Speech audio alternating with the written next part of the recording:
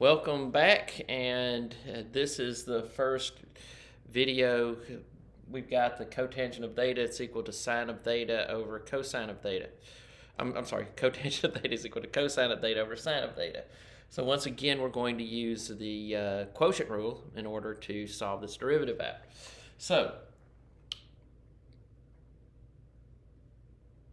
I'm going to introduce some new nomenclature to you. D theta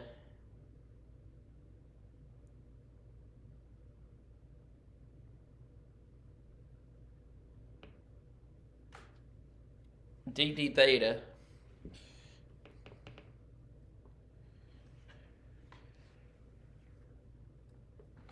is equal to low d high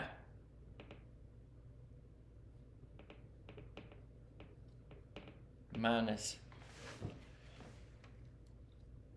high d low, go down under, square the low. So it's working a lot like the tangent of theta problem worked. So the derivative with respect to theta is negative sine squared theta minus cosine squared theta all over sine squared theta. All right, now think about this. In the tangent video, we had sine squared theta plus cosine squared theta, and that simply became 1. But we have negative sine squared theta minus cosine squared theta in this case. Now that does not just automatically become 1.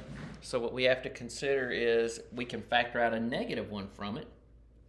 And now we've got sine squared theta plus cosine squared theta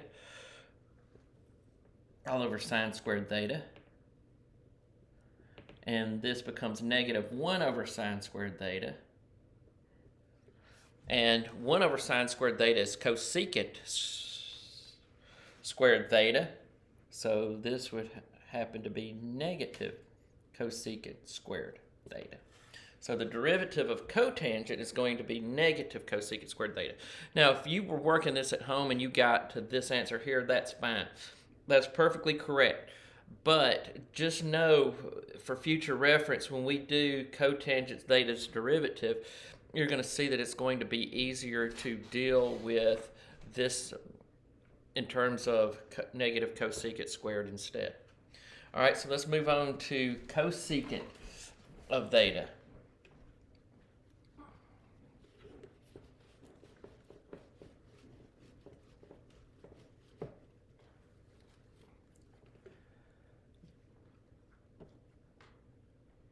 And that again is 1 over sine theta. Well, quotient rule again. Low is sine theta. D high, derivative of 1 is 0. So we don't really need it. So now we go into minus high d low and go down under and square the low. Now again, this is perfectly fine.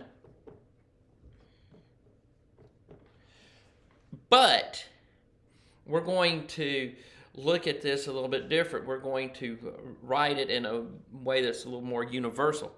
So we're going to turn this into negative cosine theta, and we're going to split the denominator up into sine squared theta, sine theta times then 1 over sine theta.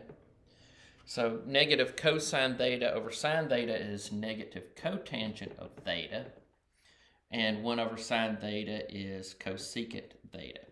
So the derivative of cosecant theta is negative cotangent of theta times cosecant of theta. Now, if you got that right, that's great for your practice problems. But I want you to go through and work secant theta now and understand that the answer for secant theta is going to be tangent theta secant theta. So see if you can work that out and get the derivative of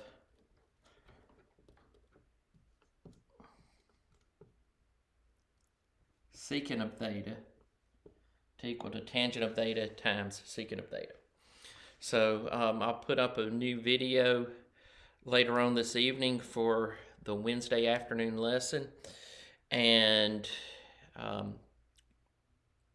we will get to work later on. Bye.